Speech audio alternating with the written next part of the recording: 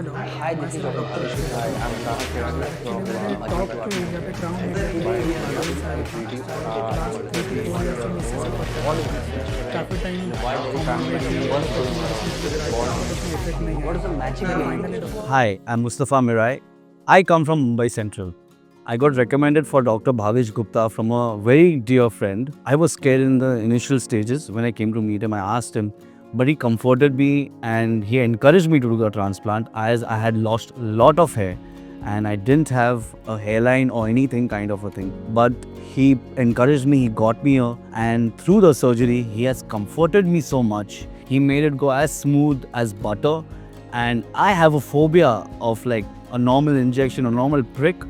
I get very scared, but the way the surgery and the transplant has gone was unbelievable.